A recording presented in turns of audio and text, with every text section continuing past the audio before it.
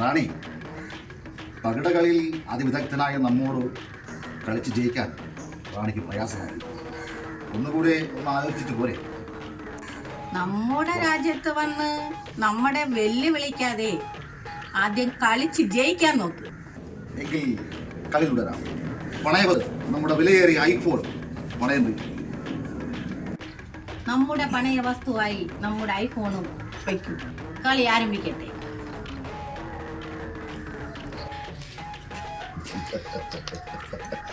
പകിട പകിട പകിട പകിട പകിട പകിട പകിട പകിട 12 നാം ജയിച്ചിരിക്കുന്നു. നിങ്ങളുടെ വിലയേറിയ ഐഫോൺ എനിക്ക് സ്വന്തം. നീ റാണി കളിക്കും.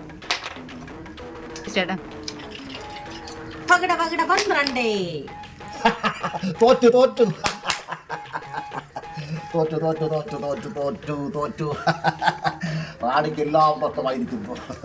ഇനി പണയം വയ്ക്കാൻ ഒന്നുണ്ട്. എന്റെ കൊട്ടാരത്തിന്റെ പ്രമാണമുണ്ട്.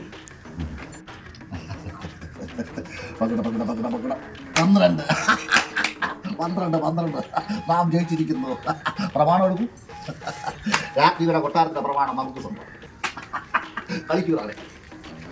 എന്റെ ആഭരണങ്ങളെല്ലാം വെച്ച് കളിക്കും. ഞാൻ ഇതെല്ലാം ഊരി വെച്ച് കളിക്കും.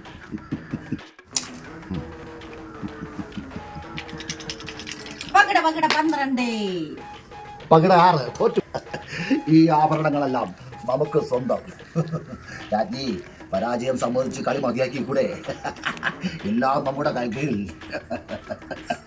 ഇനി പണയമായിട്ടോ നമ്മുടെ ആധാരം, കൊട്ടാരത്തിന്റെ ആധാരം സമ്മതിച്ചുകൂടെ റാണി. ഇനി നിങ്ങൾക്ക് പണയം വയ്ക്കാൻ എന്തുണ്ട് കയ്യിൽ? ഒന്നുമില്ല. നിർത്തൂ. എന്റെ കയ്യിൽ ഇനിയുമുണ്ട് പണയം വയ്ക്കാൻ. എന്റെ പഴയ വസ്തു എടുക്കൂ.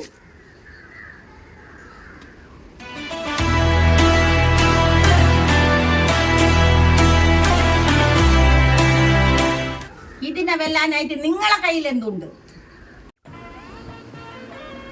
റാണി, ഈ 1 ലിറ്റർ വെളിച്ചെണ്ണയ്ക്കും 2 തേങ്ങയ്ക്കും പകരം വയ്ക്കാൻ നമ്മുടെ കയ്യിൽ ഒന്നുമില്ല.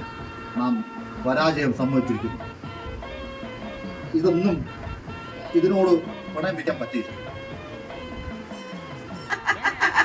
ഇതിന് പകരമായി